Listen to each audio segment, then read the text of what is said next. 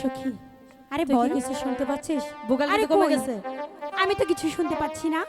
তুই কিছু শুনতে পাচ্ছিস না? আরে না।